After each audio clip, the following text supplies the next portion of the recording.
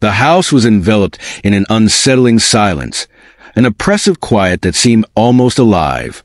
I stood there, the keys to my new home clenched tightly in my hand, staring at the front door as if it were a portal to another world.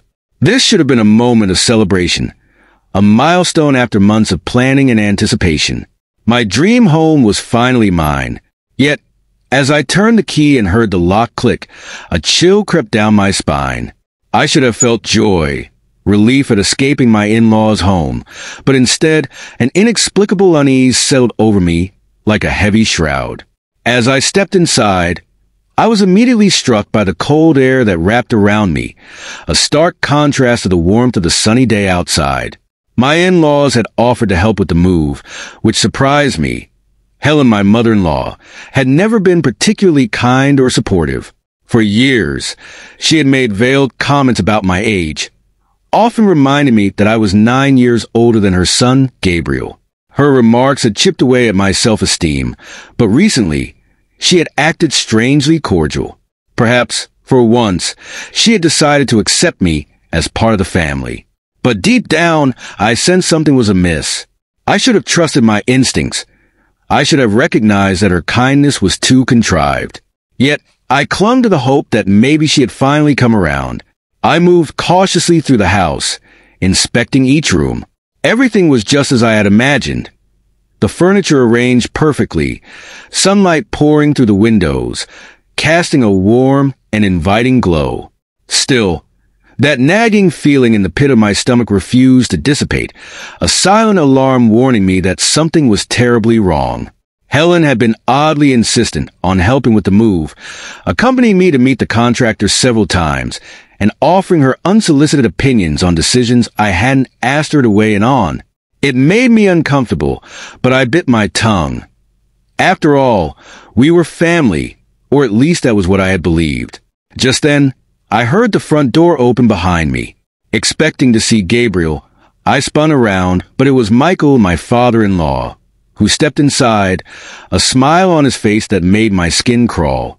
"Everything looks great," he said, his voice too cheerful as he entered. Before I could respond, Helen appeared at the doorway, a box in her hands.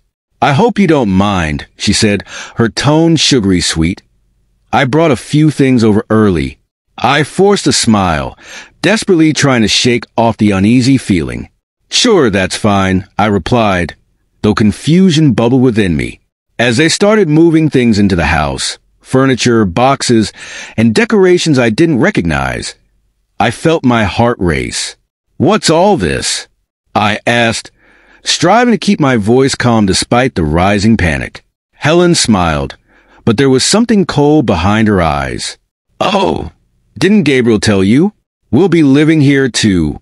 The words hit me like a slap to the face. I couldn't have heard her correctly. "What?"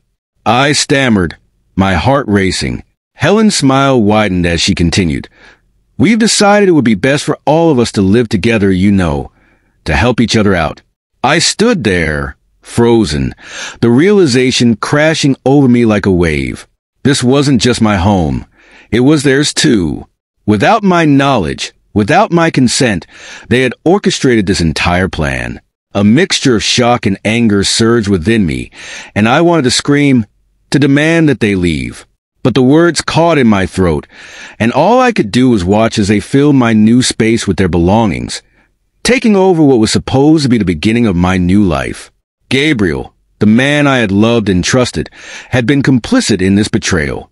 He had chosen not to tell me, not to consult me, and the weight of his silence was a dagger to my heart.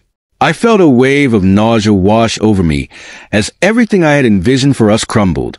This house had represented a fresh start, a sanctuary where we could rebuild our family. But now it was clear that the dream I had clung to was a lie. When I finally found my voice, it was barely above a whisper. "You can't just move in without telling me." Helen looked at me, her smile unwavering, and responded, "Oh, but we already have. Gabriel agrees that it's for the best." The betrayal cut deep. Gabriel had always been under Helen's influence, manipulated by her in ways I had tried to ignore. This time was different. This was a calculated move to take over my life entirely. I felt overwhelmed, suffocated by the realization of what was happening. Without another word, I left the house, my heart racing and my mind racing even faster. I needed time to think, to process everything that had just unfolded. As I drove away, I resolved one thing. I wouldn't let them win. The next few days passed in a blur. I stayed with a friend, attempting to wrap my head around the situation. Gabriel called several times, but each time I saw his name on the screen, my stomach twisted with a mixture of anger and betrayal. I couldn't bring myself to answer. Not yet. I needed space, clarity, and a plan to reclaim my life. I didn't respond right away. I wasn't prepared to hear his excuses. I wasn't ready to forgive him for the betrayal. It wasn't until I received a call from the bank that the full extent of their plan came to light. The mortgage for the house was in my name, and Helen and Michael believed they could just move in and take control. They had underestimated one crucial detail. I held the financial power. A week later, I returned to the house, determined to confront them. As I walked through the front door, my heart raced with anxiety and anger. Helen and Michael were in the living room, seemingly at ease, as if nothing was wrong. I gathered my resolve and spoke, my voice trembling with emotion. "We need to talk." Helen looked up from her book, raising an eyebrow in feigned innocence. "About what?" she asked dismissively. "This house," I declared, clenching my fists. "It's mine. You can't just take it from me." For the first time, Helen's confident smile faltered. "What do you mean?" she asked, her tone shifting to confusion. I stepped closer, my resolve hardening. "The mortgage is in my name," I asserted. "You don't own this house." "I do, and I want you out." Silence engulfed the room as Michael glanced between us, bewildered. Helen, however, quickly regained her composure, standing up with an air of authority. "Don't be ridiculous," she said. "We're family. We're supposed to help each other." "Family?" I shot back, my anger boiling over. "You've done nothing but manipulate me since the day I married Gabriel. I see right through your act. You're trying to take everything from me." Helen's eyes narrowed, revealing the true malice behind her facade.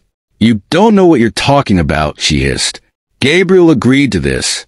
"Gabriel doesn't get to make that decision," I snapped. "This is my house, and if you don't leave, I'll ensure you regret it." The tension in the air was palpable as Helen stared at me, weighing her options. Then, without a word, she turned and exited the room. I stood there, my chest heaving with adrenaline. For the moment, I felt victorious, but deep down, I knew this confrontation was far from over. Helen wouldn't give up that easily. In the following weeks, I braced myself for the inevitable fallout.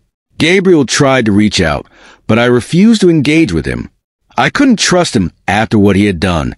My focus was on protecting my son, Sean, and ensuring that Helen and Michael could not manipulate their way back into our lives. It didn't take long for the first legal threat to arrive. Helen filed a claim, accusing me of fraud and attempting to steal the house from them. I had anticipated this. Desperate people often resort to desperate measures. But what she didn't realize was that I had also been preparing for this battle. I gathered all the necessary documents proving the mortgage was in my name, that I had financed the house, and that they had no legal right to remain there. The court case dragged on for months, filled with tense moments and legal maneuvering. Ultimately, the verdict was in my favor. The court declared that the house belonged to me, and Helen and Michael were ordered to vacate immediately. Gabriel, who had been conspicuously absent throughout the proceedings, was left with nothing. I thought that would bring an end to the turmoil. With them out of my life, I believed I could finally start fresh. However, the damage had already been done. My trust in Gabriel was irrevocably shattered, and my marriage was effectively over. The divorce was finalized soon after, and I focused on rebuilding my life with Sean. Yet even after all the turmoil, a nagging feeling lingered. I couldn't shake the notion that Helen wasn't finished with me. She may have lost the house, but I knew she was still out there, waiting for the next opportunity to strike. I remained vigilant, constantly on alert for any signs that she might try to re-enter my life. I changed the locks on the house, installed security cameras, and even relocated to a new city to put as much distance between us as possible. As years passed, the memories of that turbulent time began to fade. I found happiness again, this time with a man who treated me with the respect and love I had always deserved. Together, we purchased a new home, a place that truly belonged to us, free from any strings or past betrayals. However, every so often, I would catch a glimpse of something out of the corner of my eye, a shadow or a figure in the distance. In those moments, I would wonder if it was Helen still watching, still waiting for a chance to strike again. I never allowed myself to let my guard down, because I learned a crucial lesson. People like Helen never truly disappear. They may fade into the background, but they always lurk, biding their time for an opportunity to reassert control. And when that moment came, I would be ready,